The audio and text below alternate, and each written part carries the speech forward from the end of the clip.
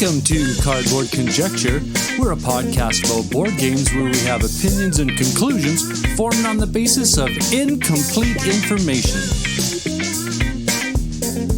This episode of Cardboard Conjecture is brought to you by these great Saskatoon businesses: Amazing Stories Comics on 8th Street, Dragon's Den Games on 8th Street, and Breakout Escape Rooms on Faithful Avenue.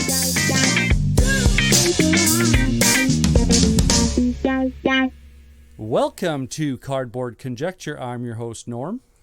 I'm Ryan. I'm Ian. And on this episode, we will go into our segments, Thinking, Playing, Doing. And Ryan, hit us up with the topic of this episode, please. We're going to channel our inner Bob Ross. And we're going to give love to the... not the designers. We've already done that. We're going to give love to the artists. Cardboard Conjecture is proudly sponsored by Amazing Stories Comics on 8th Street in Saskatoon. They are the winner of the Joe Shuster Award for Best Comic Book Store in Canada, and they were also nominated in 2016 for the U.S. Eisner Spirit of Comics Retailer Award presented at Comic-Con. Amazing Stories' amazing collection of comic books, board games, puzzles, and collectibles can be found in their store or on their new online website.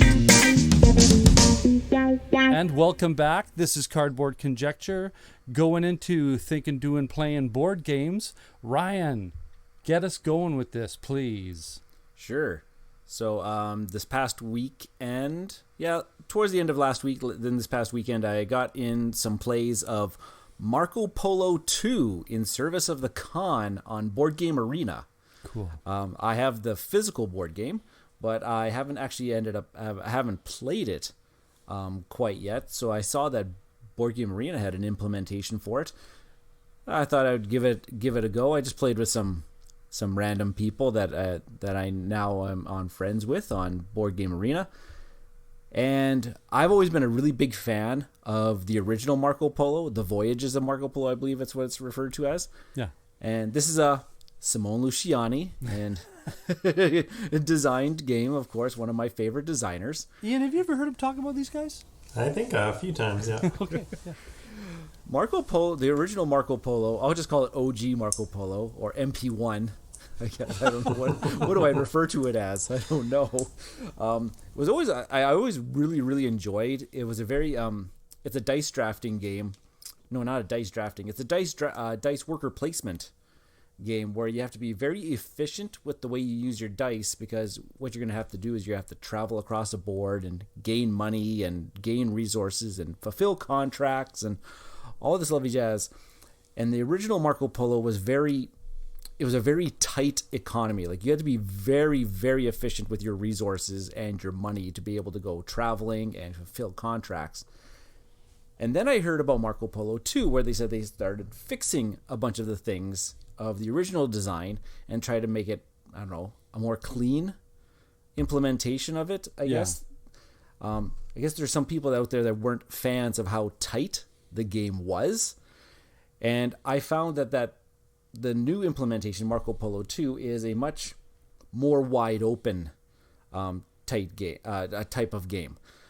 And what I mean by that is that you can almost do whatever you want now in Marco Polo. Like, traveling is not as expensive to do as in the original Marco Polo. Traveling is actually a much bigger part of the game of Marco Polo 2.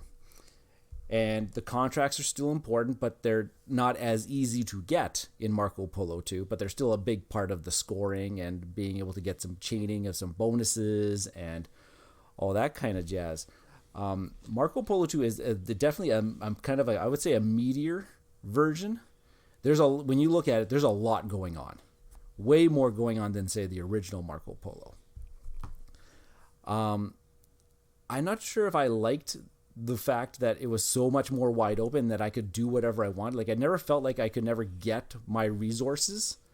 Whereas in the original Marco Polo, you had to be like, oh no, turn order is very important because I need to get some camels. I need to get some gold. I need to get those seem to be more readily available but the sequencing of your actions is much more a bigger part of Marco Polo 2, I found, than, say, in Marco Polo 1. Marco Polo 1, turn order was very important. Yeah. And it was a very expensive, all your actions were very expensive. This one, the actions aren't as expensive, but you have to really kind of really hone in on a strategy and follow it. There's not this, just do a little bit of this, do a little bit of that. You have to really pay attention. Kind of like the original, you have to really play to your character's strength. They still have the characters that have really groundbreaking abilities. Every card's overpowered. Yeah, pretty much. Like the opponent I was playing against, he drafted a character where he got to ignore all the money and camel costs of all the travel routes. But he was only when he did his traveling, he only could do one path at a time. He couldn't travel multiple paths. But he found ways to combo where you got some extra movements every now and then. Well, I mean, that's the thing about that game is, can you find the synergistic connection of all the elements that you have? And then it also was a kind of a counterbalance to my character. It was also a travel-based character, but for one single movement, I could do 2 movements at the same time. Yeah. Type of thing. And every time that I did it, I scored points and got money if I could. So in the end, which one do I like better? I don't know. They're both they're both the same type of game, but they all both provide a very different experience. Yeah. Like when you're going to play Marco Polo 1, you already know like 99% of the rules of Marco Polo 2. Well, when you play it. But it's also it plays quite a bit differently. The rule sets are the same. The way you kind of score points are the same. But it still offers I don't know. You have to play it. We'll play it sometime on Board Game Arena here, and I'll show you, because I think I've shown you both Voyages of Marco Polo, the first one. Yeah. And you'll be able to see it and be able to pick it up really quite quickly. Cool. So would you say that this is legitimately a sequel as opposed to just a different version, like a new edition? This is definitely its own game. It's not second edition. It's no. Okay, no. so they named it properly then. That's good. Yeah, but they did do like the colon in the service of the con. Subtitled. Not necessary, but yeah. Yeah, okay. they totally dropped the Voyages of Marco Polo. They just called it Marco Polo II.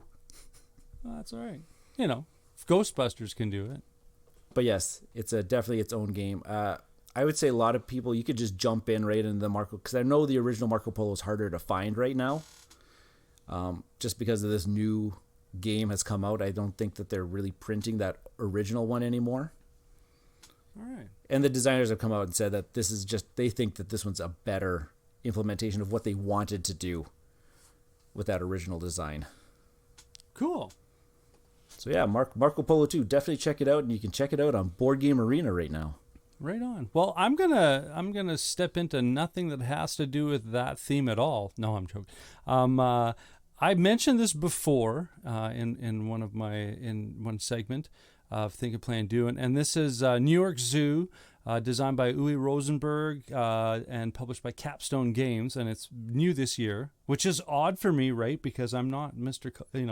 The hotness, but it was kind of not the hotness, but a reflection on the past, because, as I mentioned before, this is Rosenberg's little polyomino, a patchwork-y rondelle kind of, thing. And instead of moving a piton, you move an elephant around a track that has options of either populating your zoo with animals or populating your zoo plot, player template in front of you, which is like basically a big patchwork grid, populating that with pens, animal pens. And the animals obviously go in the pens, and there's certain, I think there's 4 space, 5 space, and 6 space, 4, 5, and 6 space pens of polyomino sizes that you can put in. And of course, the smaller ones are at the bottom because the game board gets tighter as you progress and to pull these things off. The cool part that's different than Patchwork is the set collecting, because once you fill in a whole pen, you trigger what is the reward. You have the ability to put one of those animals back into their little animal keeper houses for later use, and then go get basically a space filler, because the point of this game is whoever fills up their terrain player space in front of them wins the game. So it's a race. So when the reward for completing these sets of animals is to get these big Ferris wheel or a big roller coaster ride that occupies a lot of space. So there's only a limited amount of the big occupying space ones, and then of course of decreasing value down to little popcorn stand that fills in one square. But those are necessary because you have those little, as you're filling in your little patchworky, pardon my use of this, the seed that started this whole thing. It's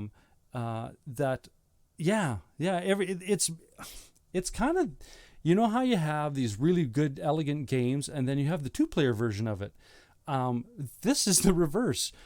Patchwork was a brilliant 2-player game, and then they went, "Hey, let's put a thicker, deeper theme on this and create a board game version of this." Right? So, I'm having lots of fun, and it plays brilliant.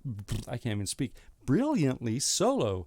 So, I can endorse this all night long. This would be a great Christmas present for anybody out there, because I think the price is completely reasonable, and it's accessible at all of our sponsors' stores.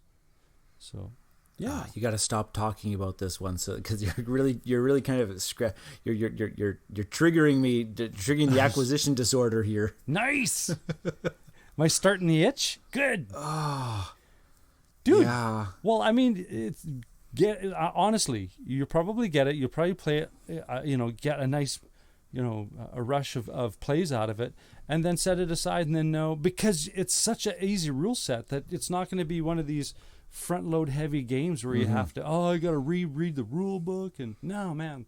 This is... Well, we'll have to set up a temporary trade over the Christmas break.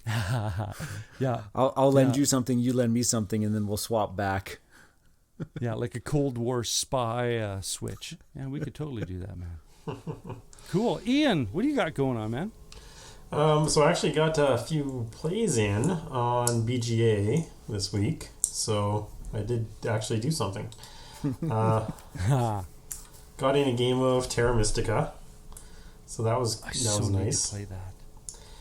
One thing I noticed is that I'm just really missing the physical board games. Because one thing I do with Terra Mystica, because with Terra Mystica you get all these resources at the beginning of the game, or at the beginning of each round, right? You get your income, and so you get your worker cubes and you get your money. And I'd always set out exact piles of what I plan to do that round, right? And how much it's going to cost me. And I got all these little piles in front of me. And so then I remember what I'm going to be doing too, so I don't forget any of the turns.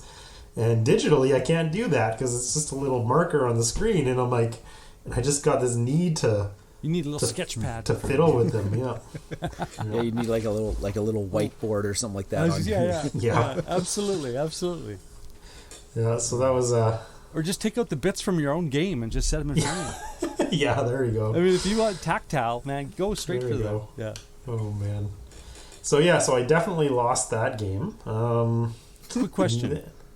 Does the game lose anything as far as the system, the play on BGA, or is it just you want that tactileness?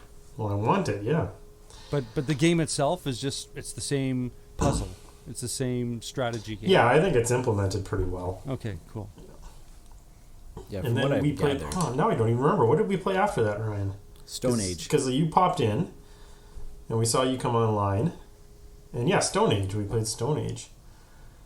Where we got absolutely trounced. Yep, lost that one. Lost that one. Sometimes I was scary going into a game. I was the smartest of the dumb kids. There's three of us that were like, it was like 158, 156, and 155, and then the guy who won was like over 200. Yeah, he crushed us. But you know what? I noticed that a lot too in that game, because that game can swing hard real fast depending on those dice rolls, right? Right. So. And we weren't rolling very good. I love that game though; it's fun. Yeah, the dice rolling is the tactile part you're missing there, because you put them in a little cup, and one other thing is because the leather cup. Yeah. And of course, with BGA, I always notice the rules that I get wrong. Right? We've talked about that before, and this one kind of makes me mad because when I first learned Stone Age, which was a long time ago, I learned this rule wrong, and many years later at the con, I learned that at ToonCon, I learned that it was not that way, but I like it better, and we still have always kept playing with it. And so once everyone's workers are out, you got your cavemen out, then you got to take them up and actually do the actions and actually roll the dice. Well, the way you're supposed to play, and the way that it is on BGG, is that each player takes all their people off the board, right? And then we do that in turn order, which I guess adds more to the turn order, which doesn't really mean anything because it's just goes around in a circle. It's not like you're trying to get turn order, so there's no strategic part to that. But we always did like a pathway, and so we'd start at the huts, right? And so anybody who had your tool hut and your love shack and all that, everybody would do that first, and then it would go to the food area and all the way, and we'd wrap around the board, and so whoever had their pieces in that area would then roll, and then the next person, and then we go through the cards, and then we go through the huts, and that way it's a little less waiting all the time, right? So because if Ryan's taking his turn, but he's got 5 things to do on his turn, well then, and you're turn player number 4, and you're like, oh, are you done yet? Yeah. Whereas this one, everybody's doing a little bits as we go around the board because you're just following the pathway, and it depends where your people are. And I actually like, and of course I completely admit that, that was a rule that I got wrong, that I just didn't pay attention to when we learned it. But we've been doing that for years, and I kind of like it better. It's just, I don't think it takes away from the actual gameplay, but sometimes there's only like some niche circumstances, like I've got a guy on a card that's going to give resources. I might want those resources to pay for something else, or trigger before you do something else. Order of operations. Okay. Yeah, but I think that's pretty rare. Yeah. No, they're, like I said, they're very niche circumstances. Oh, you've never seen me play. Sometimes I pay for the check with another check. And and what else did we play? There was another one. When Norm ditched us. Oh! What did we end up playing? I don't even remember now. Lost Cities. We played Lost Cities. Yeah, and I lost that one. I trounced you on that one. I'm not doing very well at it right now. I don't have a good track record. I have to learn how to play that one. I don't think the rule set's too difficult, is it? No, I like it on BGA because it does the math for us. Yeah, that's true. That's a bonus. Math it up, baby. Nice. So that's pretty much the extent of your online... Yep. Cool. There we go. Maybe we might be able to talk Ian to trying out Tabletop Simulator. Yeah. I got to get a little deeper into that one. It might you can play your Terra Mystica and line up all your bits on your table, but digitally.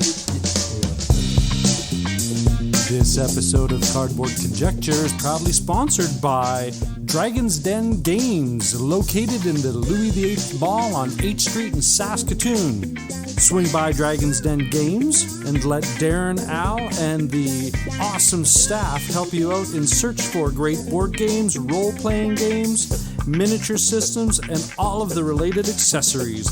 Be a part of their gaming communities that have scheduled events in their great gaming area.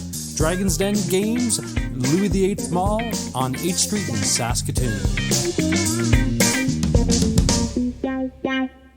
And welcome back. This is Cardboard Conjecture. We're going into the topic, our top board game artists, and hopefully we can cite a few examples so that everybody can get a froth on for how awesome visually a lot of these modern board games are.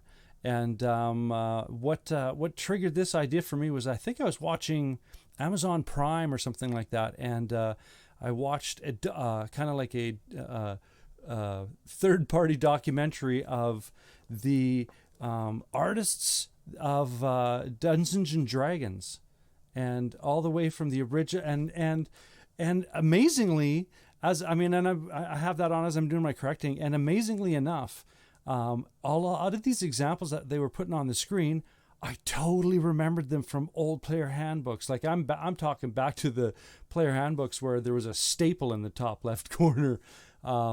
And like the old black and white stuff, all the way up to, like the third edition stuff that I was still into. And wow, a lot of what they were talking about triggered something in my head, that a lot of these images, while I was playing, I would focus on this, and it would help the depth of the narrative and that whole suspension of disbelief and drawing me into this game. And then I think I quickly texted you guys and said, we got to talk about the artists that draw us into these absolutely wonderful games. So, Ryan, let's all take a little, one shot turn around the horn, and we can weigh in and weigh out kind of thing. So, but this is an interesting topic for me, because I think in some of my past reviews, I always kind of skim over to the art, and I said, my favorite comment always is, well, you're not going to be playing this game for the art. That's always been kind of like one of my we'll talk about Food things. Chain Magnet pretty soon, don't worry. But no, I really do enjoy some there are definitely some artists out there that really do a good job of getting you right into the gaming experience.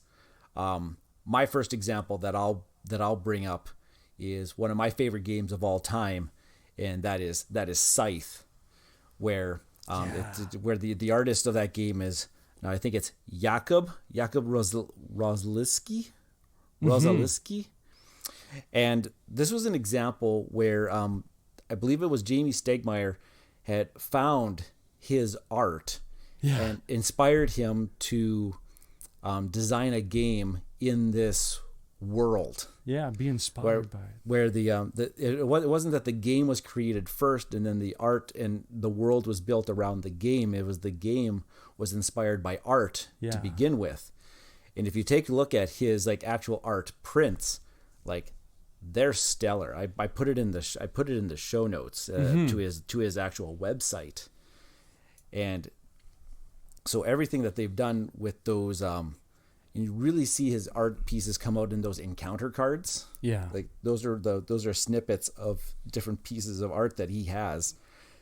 And they do a really good job of portraying what is going on. The board itself, though, is fantastic, and I like all the Easter eggs that are inside the board I love as well. Easter eggs. There's Santa Claus on the board, and there's Thor, and there's some Wolfman monster, and which are some callbacks to some of his other art pieces that he has done. And so that one I thought was a really cool example of it was art that inspired the game. And it's very evocative art. You just look at a picture and it does build a whole world that you're interested in. Yeah. Yeah, you can take a look at any one of those stills and you could tell a story about what is going on. That's going on right there, which is a fantastic feature that you want. You want that picture to paint that picture painted to tell 1,000 words. The art style reminded me a lot of the storyboard artist stuff renderings of the early Star Wars environments, because they wanted it to look used and beat up and broken and not shiny and the Ralph McQuarrie stuff you're talking? I don't know if the artists... Yeah, some of those concept stuff, just to start the whole thing up. I remember Lucas saying, I want it to look used. I want everything to look like it was been recovered, and because he's an old car nut, right? And he used to work on hot rods, so I could see him wanting things to be looking like they're just welded together for now, because that's all I got time for, right? And I see that kind of that metal. I don't want to say steampunk, because I don't want to put it into that category, because it's got way more art and way more, like you said, Brian, there's so much more narrative in a single image. Yeah.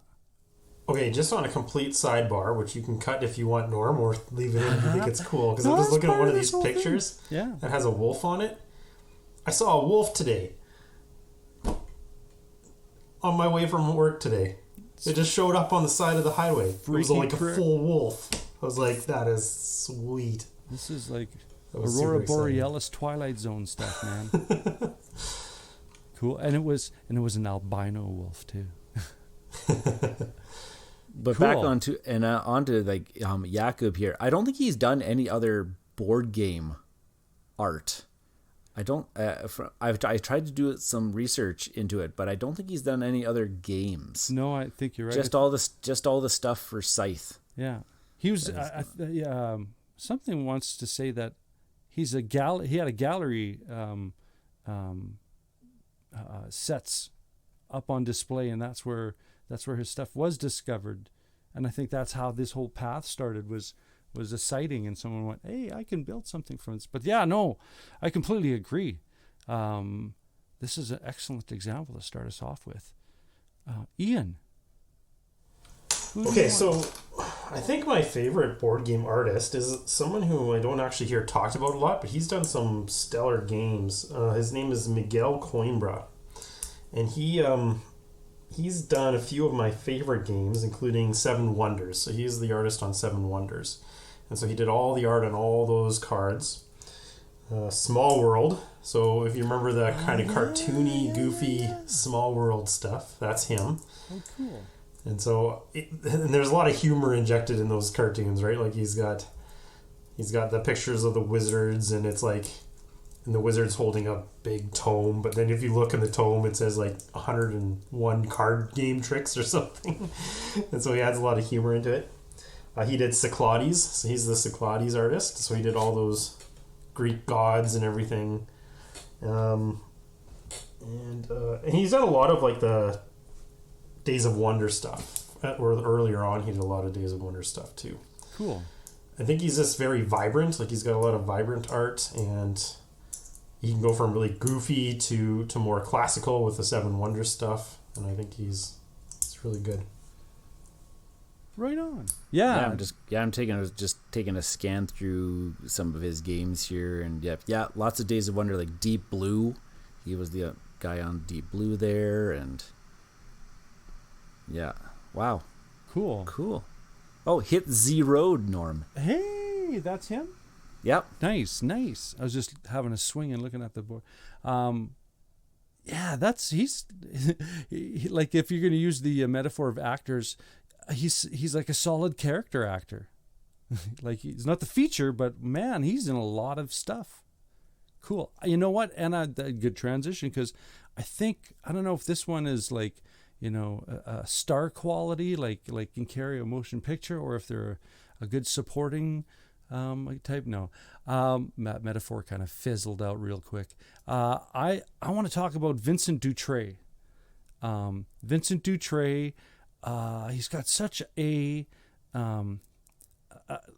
like I believe he's French, so he's got this 1800s-esque quality, this kind of pencil and ink kind of animation style or art style that is vintagey to me. Examples that he's done, like one of my favorite examples is Lewis and Clark: The Expedition, but I'll quickly run through Yellow and Yangtze, Raptor, Broom Service, Treasure Island, Discoveries, Rise of Augustus, New York 1901, Tikal 2, The Lost Temple, Robinson Crusoe. Yeah, so he's another one of these guys that his stuff is out there, and you've seen it, and but I don't know if those the stylistically, if those lines all connected themselves for you to go, hey, that's one of the artists that I like. So as an example, I'm trying to find the game Museum, because I hear the game's good, but the art looks stellar and it's Museum, so obviously the visuals of the the artist's rendition of all these museum pieces should be on point. So that one of my favorites here is Vincent Dutrait. Yeah, he's definitely got. When you take a look at his his collection of games that he has done art for, you can definitely once you see it, you're like, yeah. He's got a style to him that you will say, yep, that's a Vincent Dutrait game. It's like that. It's like a watercolor line drawing, right? It's interesting. I don't want to say Monet-esque because my wife is more of a art history type person, so I would be completely out of my realm, which I am all the time, right? Conjecture. Oh, he did the cover of the recent version of Diplomacy, which is a cover that I love. The one with the three guys in the planning room. Just saying the name of that game gets I want to just get angry. Cool. Brian, back to you, man. Hand off. Okay. So another one that I'm going to bring up is a guy who not only he's a board game designer, but he designs his own games and he also does the art for his own games, and that is Ryan Lockett. Yeah. And his company Red Raven Games. So all of the games that he has done for Above and Below, Near and Far, Islebound, and that's a Empires of the Void, and he's got one that's coming out that I've put on here because the one that I've been paying attention to, which is Sleeping Gods, is the one that's going to be coming out very, very shortly here. Hey, did you know that one is on Kickstarter? It was on Kickstarter. But he's another one of those ones where it's you take a look at the game and that's a Ryan Lockett game. Absolutely. Not only just designed by, but his art style, just that ever so elegant. I know nothing about art. I'm going to come out and say that, but just the way you can see the brush strokes, and it's a very calming and relaxing thing to look at. He has beautiful curves to his art. Yeah, make sure you say to his art. We've actually met Ryan Lockett at MeepleCon a long time ago. And you know what? And I don't even think I knew it was him. But like I said, his art is very elegant. Yeah. I think he does a very good job of immersing you into the world that he is trying to portray in his gameplay. And I love that's that another one that I would pay attention to. Pardon me. I love that he's created a world of species and a lot of the stuff is interchangeable. So no, I agree wholeheartedly, Ryan. Yeah. Great artist.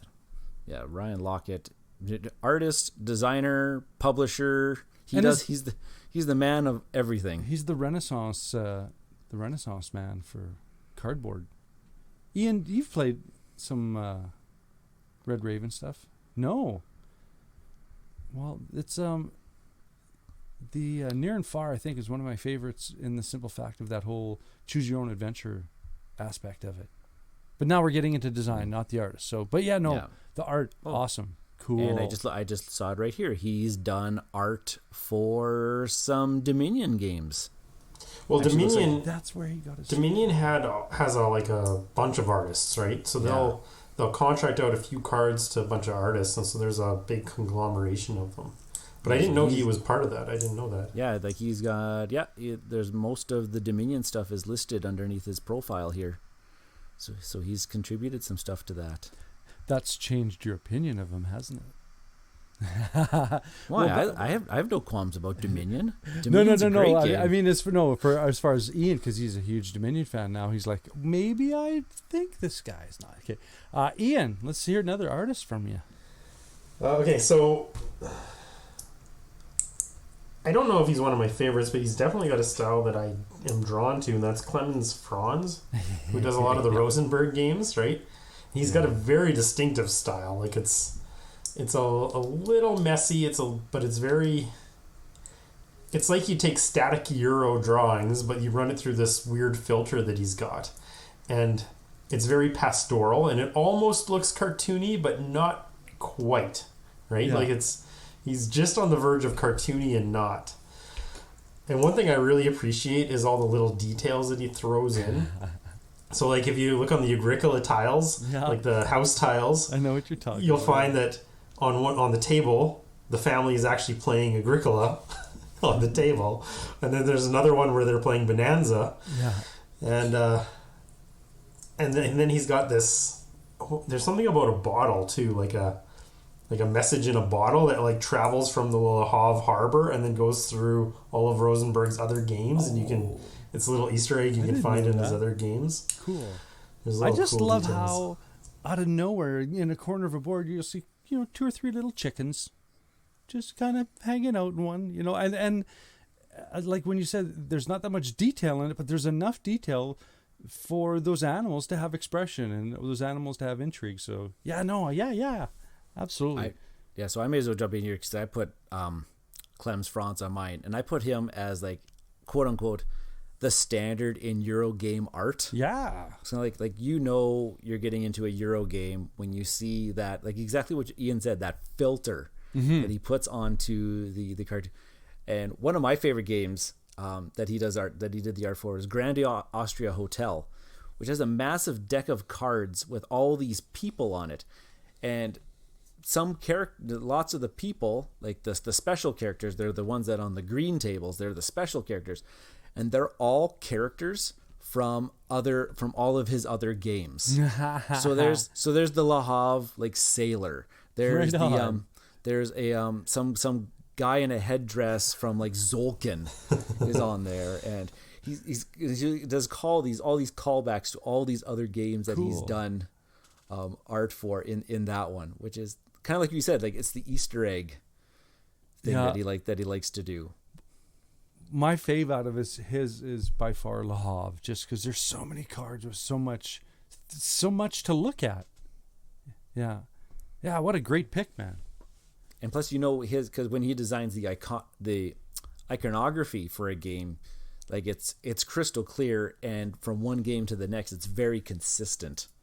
Yeah. To his style, like how he portrays points and how he portrays ongoing effects, like even all those little things, the icons that he uses in the graphic design process is really good too. Cool. There you go. Who's next? Norm, you or Ryan? I'm good. I'm up Norm. next. I'm gonna follow suit, like how you said. Clemens Franz is basically the image, the one of the stand alone kind of ideas visually of Euros. I'm going to, if he's the right hand, I'm going to talk about the left hand of this standards of Eurovision. I'm going to talk about Michael Manzel. Legends of Andor, which he designed as well, but Catan, Havana, Stone Age, Dominion, Pillars of the Earth, Shogun. His stuff to me is because I love my Euros. So when I look at his artwork, I'm comforted at the fact that it's a Euro. You look at his stuff, and it is definitely Euro. I don't know how artistically to describe it, but it's like Clemens Franz. You're looking at a Euro game. You're not looking at some abstracty, so on and so forth. It's you know what you're going to dive into when you're looking at his games.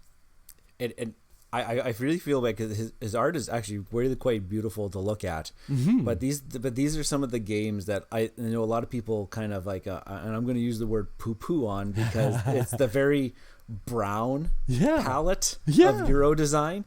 And so when people say this is the dry, dusty Euro, quite oftentimes you're probably talking about a Michael Menzel artwork that's inside the game.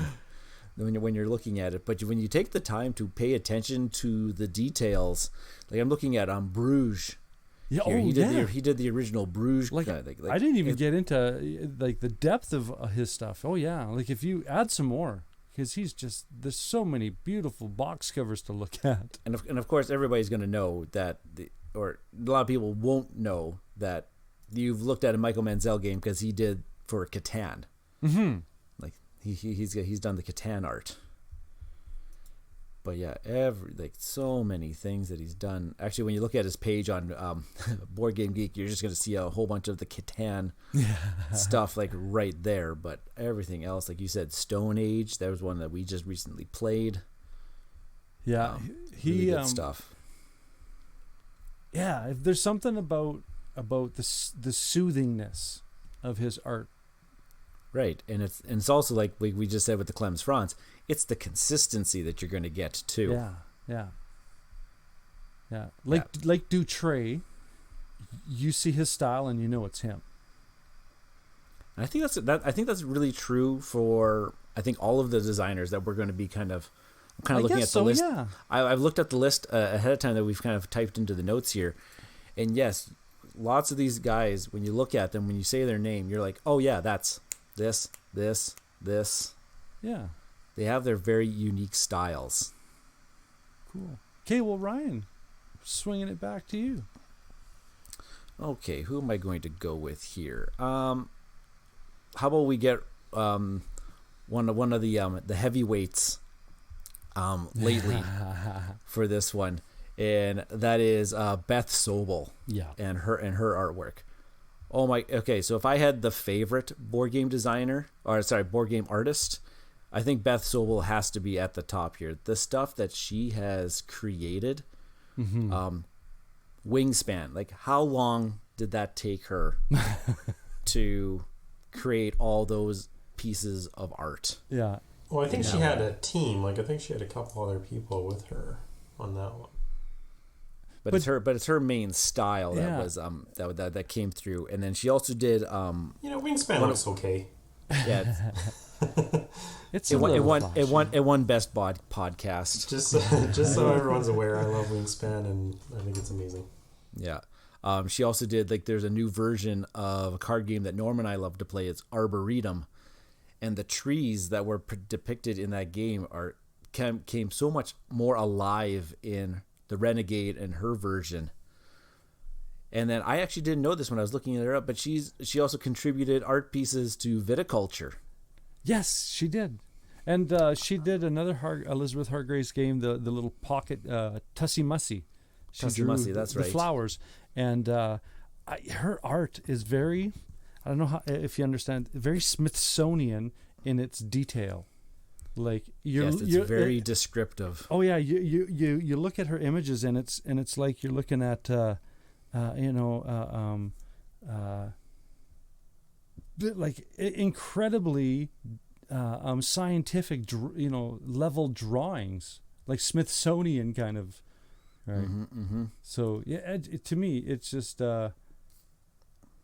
again with that whole style, you're. If you've played enough games, you start to be able to pick out, oh, that's a Sobel, that's a Sobel, that's a Sobel. Yeah, and even more street cred into her books. Like, she needs any more street cred, but she also created pieces for the Lord of the Rings living card game. So she's done Lord of the Rings art as well too. So like that does also. I didn't know that piece about her as well. So. She's done lots more. Calico, you've talked about Calico, Norm. Yes, that's right. She's done that one too. One of my favorite abstract games, Lanterns. The little kind of like abstract tile laying game where it's a lot of different colors and flower petals and stuff like that. But she did Lanterns. Yeah, I like you said. I you call it Smithsonian. I call it very detailed. type of art to really get you into this is what the Audubon Society. The Audubon, they always come out with these published books and the species, and there's always that picture that gorgeous line drawing picture. And that's, I kept thinking Smithsonian, but no, yeah, the Audubon Society published materials. She just, my brain just fires off like that when I see her stuff. And to me, that's like, ultimate level credibility. Mm-hmm. Yeah. This episode is proudly supported by the amazing team at Breakout Escape and Board Game Lounge from right here in Saskatoon. Using industry-leading technology, Breakout Escape's escape rooms are all 100% uniquely designed by the team, ensuring their patrons have maximum fun while staying safe. As well, they are a fully licensed board game lounge with over 400 titles to select from to ensure fun for every gamer, new and experienced. Be sure to check them out at breakoutsask.com. At Breakout Escapes and Game Lounge, they believe that life is more fun when you play games. Okay. All right, so I'm going to mention somebody that I didn't know about until I started researching for this podcast. And so I talked about Antarctica last week, and as one of my underrated games. And I really like the artwork on that. It's got this cool cover of these little scientists in their coats in the Antarctic Peninsula. And their artist is Dennis Lohausen. I believe that's how you say it. And then I started looking into what else he's done. And so he was also the artist behind, Terra Mystica. And I said, oh, okay, cool. Because I really like Terra Mystica's art. I'm not big into fantasy in board games. It's not really my theme, but there are a few games that I do really love. And of course, Terra Mystica is one of them. And Terra Mystica's got these 20 crazy fantasy races, and they're all very distinct in their art style. And then he also did Village, which is another... Oh my gosh, I'm just looking at his list right now, and yes! And Me too. yes. It's like, whoa, there's like a whole bunch of stuff popping up here. Right, and he just kind of... I had never heard of him until I did the research, and I said, hey, he's done a lot of the games that I really like.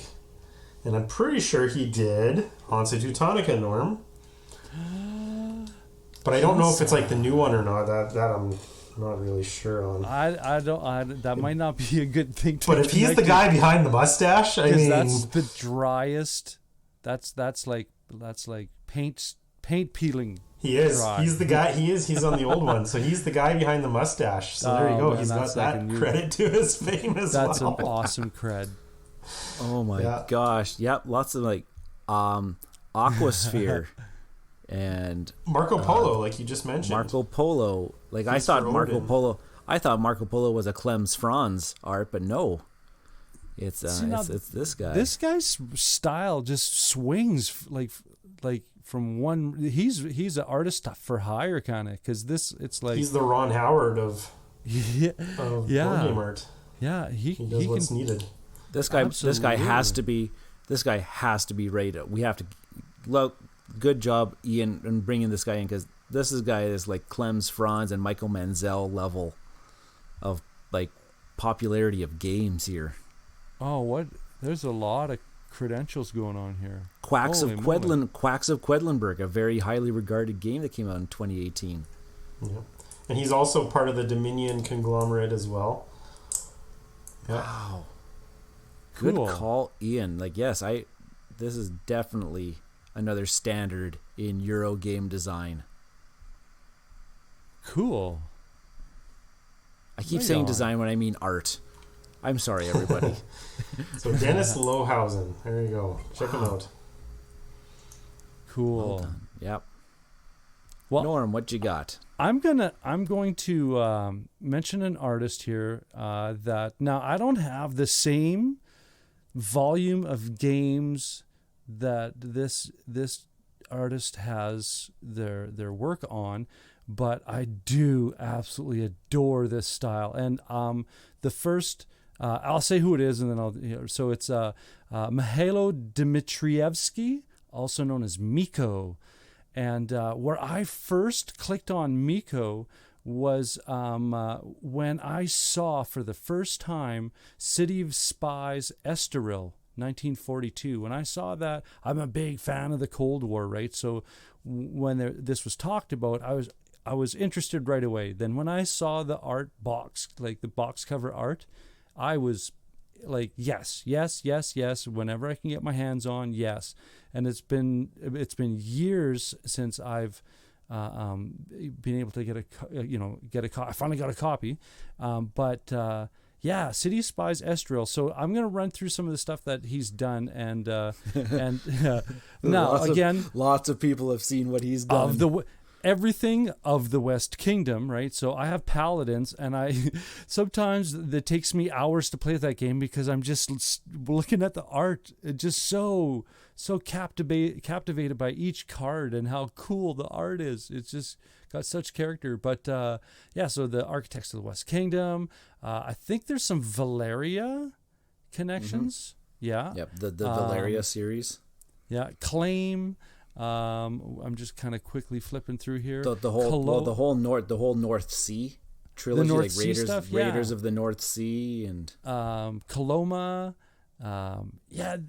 Dice Settlers. Like, again, one of these artists that I don't know how long that they've been participating in this world, but more please. When we talk about like distinct styles, this is a very distinct style. Yeah, because people have like a lot of angles to them, right? They're and exaggerated features, right? Everything's got this kind of puffed up caveman-esque kind of volume to it, but everything's intriguing though.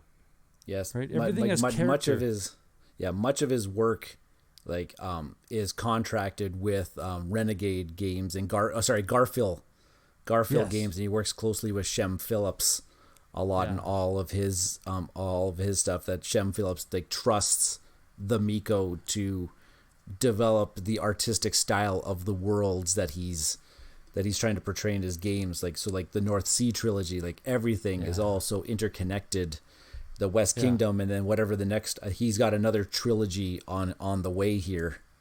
Yeah, well, and don't get me wrong. I mean, I don't have you've got a lot of that stuff, and I kind of feel guilty because when you'd say, "Hey, can I show you, this North Sea?" Yes, of course you can, because I love this artist, and I'll sit and just stare at the, it's like I don't mind losing this game if I can just soak up all this gorgeous art. So, and he's got another one on the way called Endless Winter, which is kind of like a Ice Age new one that's supposed to come out next year. And his art got me kind of looking at that one. So what? Wow. That was time. I'll go on here that was a Kickstarter game, and I did not back it. Cow. I didn't know those existed, Ryan. I thought that was are those mutually exclusive now? Usually that's an auto back for you, isn't it? Cool. Well, we're how about we just do another couple just rapid fire we'll do ones? one more round. Yeah, we'll just. I don't really have anybody else, so. Yeah. Well, how about this one? If whoever's got anything on their list that they just want to fill in, then we can wrap this beautiful episode. So Ryan, I'm gonna give a shout out to a Canadian duo, husband and wife, Lena Cossette and David Forrest. Yes. They do lots of the stuff with Roxley. So they did the new editions of Brass, so Brass Birmingham and Brass Lancashire. They did that. They did Steampunk Rally and Santorini.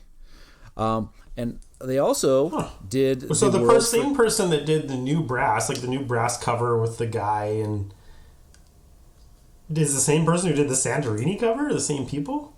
Yeah, because those are very different. Cool. Aren't they? And they also did the world for Charterstone, in Charterstone. Okay.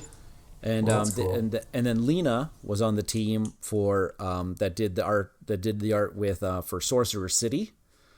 It's a very bright and vibrant one. One game that Regan's really enjoying right now is called Grim Forest, and she was on the team for that one as well. And yeah, so I wanted to give a shout out to them. They've done some really amazing work, and they're Canadian. So we have to give love to our Canadian brothers and sisters. Yeah, those brass games are gorgeous, and I'm a big fan of gosh. the versions. I don't know if the brass cover would look good with the Santorini-esque chibi heads. Probably not. I want to throw out a quick hat tip to Ray Toe. I hope I pronounced that correctly. But Ray is the artist that did the cover for Race for the Chinese Zodiac capstone. But the one I love, and I just soak it up every time I play, is Three Kingdoms Redux.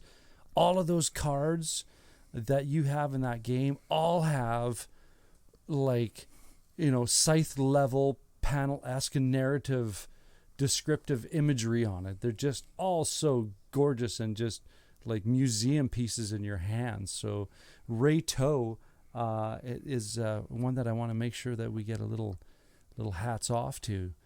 And then there's another one for me. It's kind of along those same lines. And I poo-pooed on the art style for Dinosaur Island. For a second there, I thought I Poo Poo was the artist's name. I'm like, what? That's not... And we only made mention of because the art style didn't fit the theme for Dinosaur Island, but I do like the art in Dinosaur Island, and it was developed by Kwanshai Moria. And if I linked his art page to our show notes, and his art is so vibrant, so bright, so colorful. Well, he did Black Angel. Yeah. And I started actually when I was doing the research for this too, I started saving some of his art pieces for like my iPhone screenshots and my desktop background. Permission pending. Background thing, because they are so beautiful. Flip Ships is another one that I really enjoy of his too, because it's just so. Oh, I just don't know. That is so bang on to a 1980s Space Invaders game without appropriating legal implications. Right? But everything so bright, colorful. Yeah.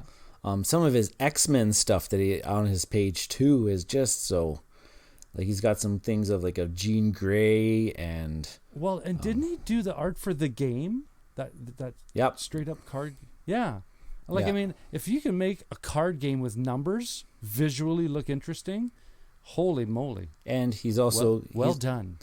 He also did his own take on Dune, like the book cover for Dune. As well, it's towards the bottom of his page there. He did a redesign as a personal project. Yeah, I love his takes on his perception on how something should be interpreted. Yeah, absolutely. Yeah, so cool. Kwanshai Moria, he's one guy that I'm starting to pay attention to when I see his art. Right on. And then, of course, I'll just end it off. We can't do an artist episode without mentioning one of the guy that I probably have the most games about, which is Ian O'Toole. And he has all of the Eagle Griffin big box games. Yeah. So like he does like most of the Vital Lacerda games. I was if you were I see it on your list. If you were gonna say it, I was gonna say it on this way out, because his Age of Steam cover is superb. Absolutely superb. One of my favorites of his is probably the Lisboa graphic design. It's very blue. Like he really captured that era. And he's done another one of those. He's done so many, and you recognize his style once you've seen it. It's familiar. It's very clean. He likes using pastel palettes. Yeah. Well, I have Irish Gauge, which is basically a green map, and it looks interesting. It's like how he pulled this off to make the like less is more, subtle choices, very intelligent use of contrasts. Yeah, his art is spectacular, and he's so busy. Yeah. Oh gosh, absolutely. yeah, he's one that I think a lot of people. He's so busy though, because Vital Lacerda just keeps pumping out more games for Eagle Griffin, They want to continue deluxe? that. Okay. Yeah. Deluxified. Cool. Well, Ian, you got a couple of 2 cents you want to throw out there before we wrap this episode up? No, I think I've talked about the people that have stood out to me. Cool. Yeah. Right on. Well, we'd like to, if you've reached this point, as always, we'd like to thank our listeners for tolerating us. And hopefully you've gleaned a little bit of artistic interest from this. And yeah, Orion, I think you got me a little eager to go check out some of these artists' pages to see if they got prints for sale or something. Yeah, that'd be awesome. Yep. So I have more appreciation for art than I let on. Yay! And that's what it was about. Cool. Well, on that note, I'm your host, Norm. I'm Ryan. I'm Ian. And we'll catch you later.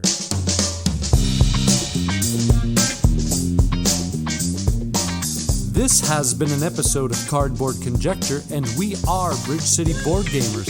And you can find us on Facebook at Bridge City Board Gamers Saskatoon. You can find us on YouTube, Bridge City Board Gamers. We are also on Twitter at BC Board Gamers. And of course, Board Game Geek Guild number 3039.